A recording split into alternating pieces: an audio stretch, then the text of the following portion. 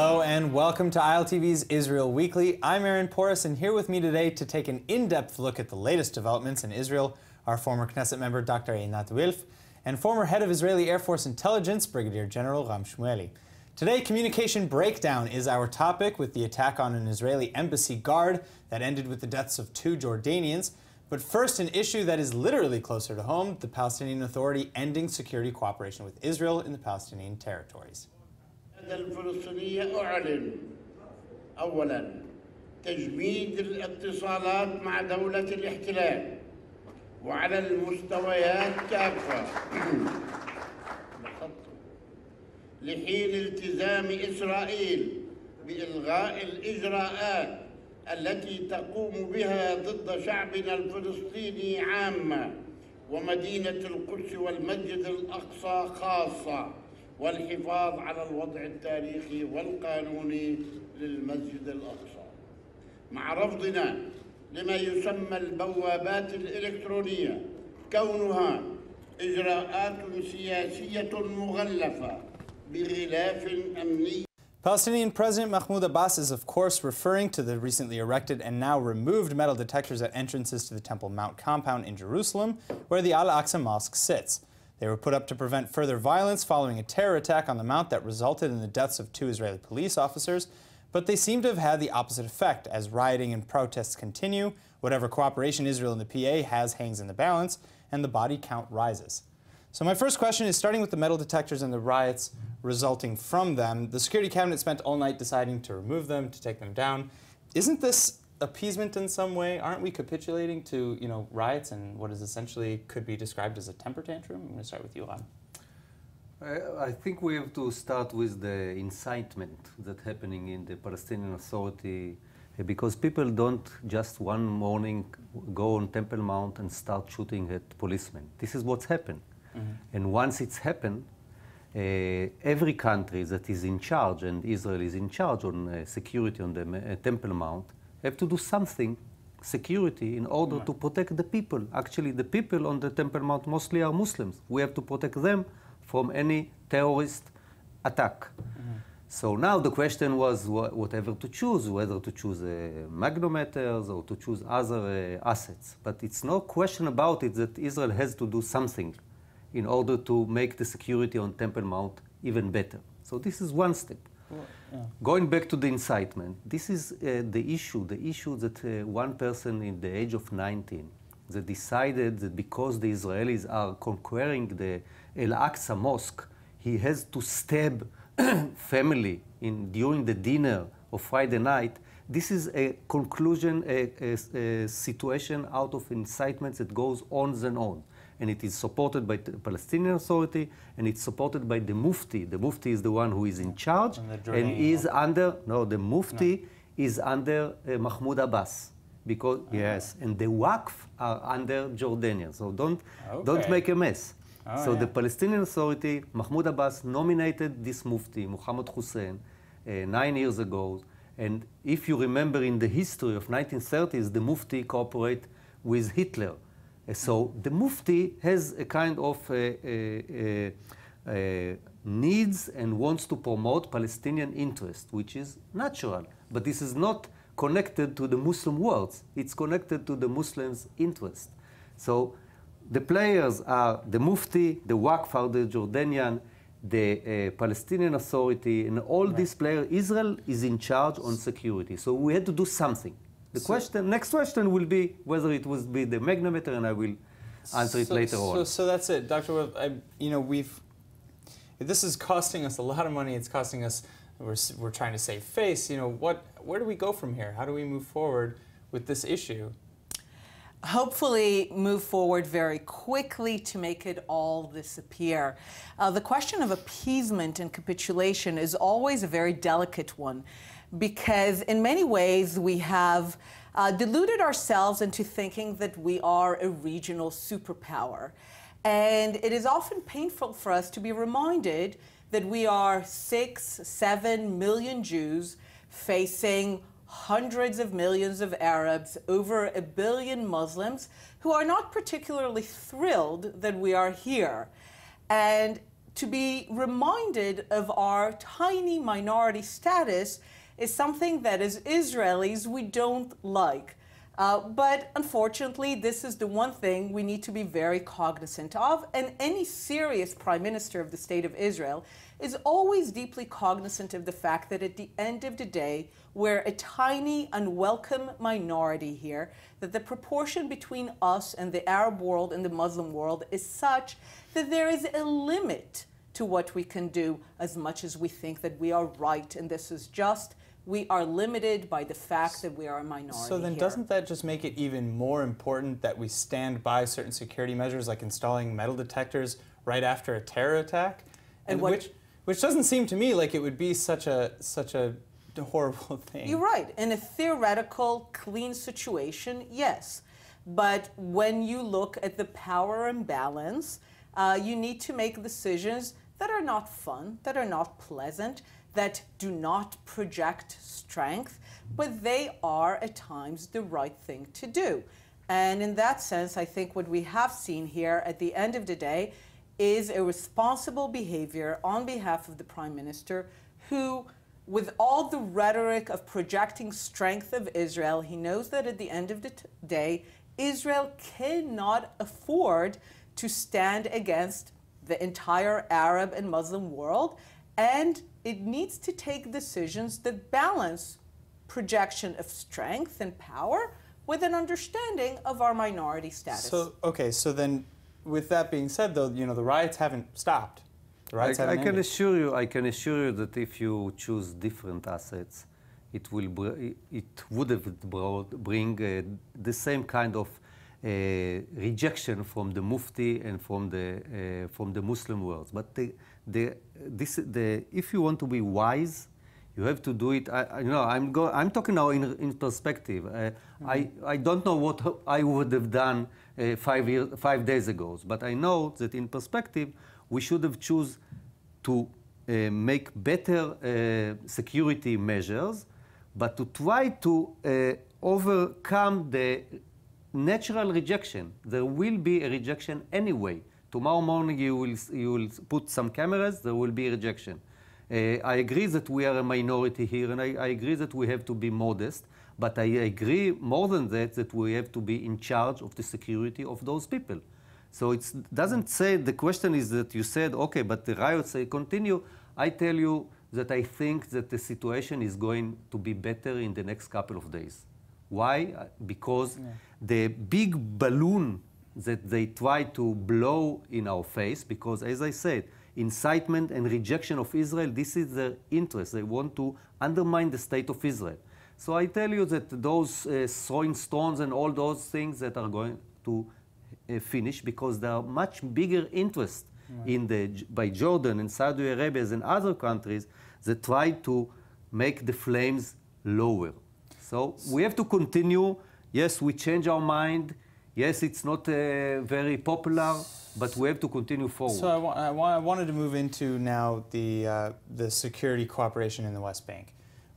First of all, as you mentioned earlier, there was an attack in Khalamish, which killed 3 people in their own home, and this was shortly after the Temple Mount scare-up and all that other business. So, do we have an added risk in the West Bank right now? It exists, but these things happened so quickly that to roll back the security cooperation with the Palestinian Authority would take weeks, if not more. So you had the grand declarations, but I think the security cooperation will continue. Perhaps it will continue without a grand declaration of saying it's back in place.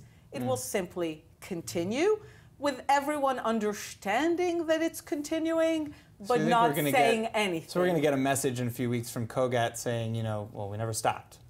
Something like that. It's always easier to say it never really stopped than to say we stopped, we brought it back, he made a stand, and now he can go back without saying anything. But surely the relationship between our liaisons here in Israel and the security liaisons in the Palestinian Authority have been damaged or frayed or something.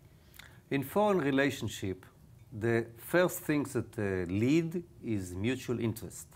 So, for example, my son, he's an infantry guy, And when he goes inside Nablus or Shechem, in order to do an operation, an operation in Nablus, to find some Hamas people, it is mutual interest both for the Palestinian authorities and Israel. And to tell you more than that, they can't do it.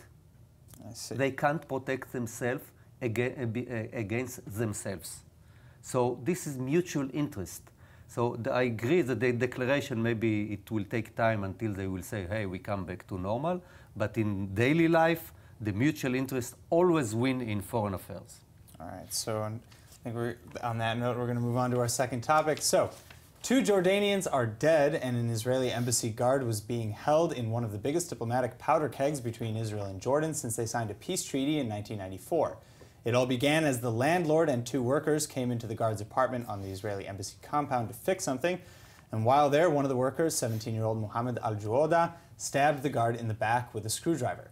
The guard responded by shooting Al-Juoda dead, but the landlord was also caught in the crossfire and later succumbed to his wounds.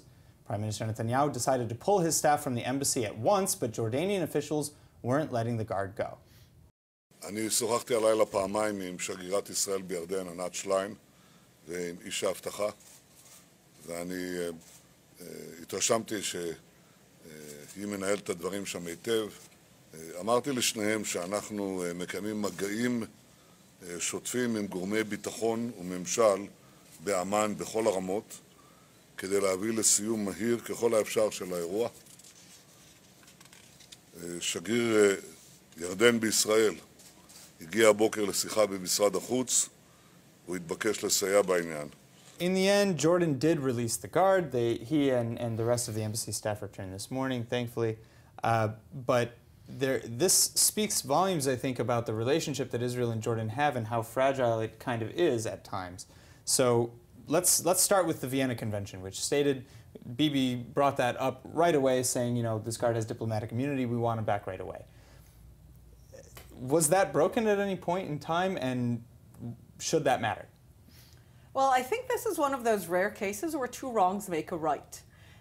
We had the wrong of the mess in the Temple Mount, we had the wrong in the Jordanian embassy, and suddenly this created an auspicious situation where you could diffuse the entire situation, basically make a deal, even if it's not spoken about, but pretty much clear to everyone, where the embassy is brought back to Israel, the staff, the guard are released, Jordan is not taking them into any kind of custody, Israel takes down the metal detectors, Jordan, in the eyes of the Arab world and its own population, can take some credit for it, even if it's only implied.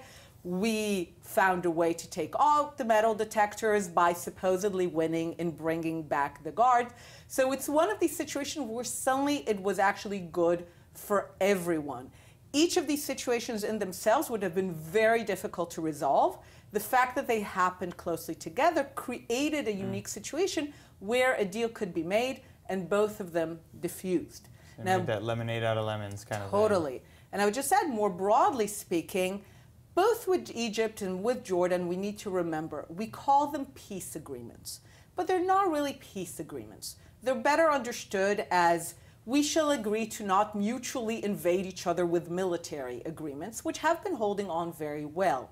But between that and what real peace looks like, there is a vast ocean, and these are the kind of things that happen in the midst between the idea of peace and the actual agreement we have. I guess I think something that's been burning in my mind as well, and I want to ask you about this, is couldn't the situation in Jordan have been avoided? Couldn't non-deadly force have been used? I mean, the kid had a screwdriver. Always start from 40,000. When you look at about the situation between Jordan and Egypt and other countries in the region, nowadays, if there was a peace agreement 10 years or 25 years ago, and it goes like, and I describe it, I think that today this peace agreement is much, much more developed. Not published, it's much, much more developed. Why? Once again, mutual interest. Sure. They are the front of the Sunni front that America is leading with Saudi Arabia and Egypt against the Shia, leading by Iran. It's a front that is very important to all the stakeholders, Israel, as well as Jordan, as well as Saudi Arabia, as well as Egypt. So this is the highest strategic interest. Inside the issue, we have a relationship with Jordan, and this kind of situations that happen in Amman. This is, unfortunately, it's happened. I know the ambassador, she studied with me in Harvard 17 years ago, and I remember King Abdallah, he was in his first year, he came to the Kennedy School, we stood there, and we asked him questions, me and Einat together, and now she's the ambassador. She's the right person to be there. She knows what she's doing, she knows the language, and she knows the mutual interest. If you see about the tunnel between the Red Sea tunnel, this is a project of billions of dollars that we are now going to do with Jordan. And it's going to develop the whole region. So those incidents, as sad as they are part of a small picture, part of the big picture. And the big picture is going forward. You have to be smart enough not to light the fire here and there in order to move forward. But the forward is that the Sunni world is now in mutual interest with Israel much more than it was in the past. And you don't think that that was in any way jeopardized, because the will of the public, of the people in Jordan, the average citizen, was clearly heard in the demonstrations and the protests. It's a great question. Is there a dissonance between the people and the Jordanian government? This is the challenge of their leaders. We can't stop the incitement inside the Palestinian refugee camps in Jordan.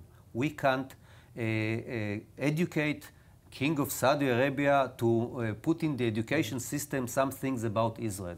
This is the leaders' responsibility to do, to stop the incitement against Israel. Because incitement against Israel, this is something that can overlap and change the equation in the Middle East in a second, like it's happened in the last week. And hopefully we are going to go over it and recover it for the time being.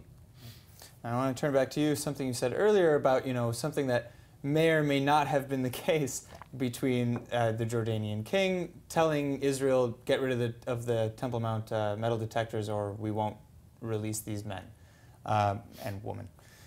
So is that ethical? Is that even a valid question in international diplomacy? Is it illegal? Does it have major implications? What does that mean to kind of hold something like that over your neighbor? We do not know exactly how it took place. It's clearly that it happened simultaneously. It's clear that it served the interests of both sides. The government of Jordan was not interested in turning it into a huge thing, but they had to do it because of the local pressures. The government of Israel was itching for a way to get rid of the metal detectors, but in a way that was face-saving. So this was really a situation that was beneficial for all.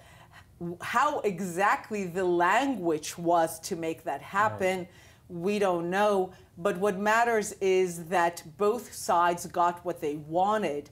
And the question of legality, Vienna Accord, these things are used in order to make the political point. But at the end of the day, what determines is the fact that both leaders had massive interest in quickly ending the situation. Because once it gets out of hand, it's very difficult to bring it back to calm. Okay, so then speaking of finishing the situation and getting to the bottom of things, even the Jordanian inquiry in the end of the day said they concluded that yes, it was self-defense and there was no real crime committed and they released him back to Israel. If that were the case, why didn't he just, with the backing of Israel, cooperate with the investigation? Why call up, immunity and make things out of, it looks like it took it out of hand. Precisely because it's not a country where we know that peace looks like the relationship we have with the United States or Canada or Australia. There is a question of deep distrust. Can we trust the situation to remain under control? We can trust the king. We can trust the security organizations, but we know that the king and the security organizations are subject to popular pressures. So what will happen if these popular pressures will get out of hand? So the idea was we first need to protect our people, then we can discuss with those whom we trust how we can diffuse the situation, But we know that Jordan is in a very different position in its relationship with Israel than a European or North American country. And this is why we immediately took measures that we would take in a more hostile country. We remember what happened with the Arab Spring with the Egyptian embassy. I mean, we literally had to lift our people, airlift our people out of there. There was a real risk to their lives. So we know that in these situations there is a difference between the people and their leaders, and that the leaders can only survive as long as the distance between them and the people is not too big.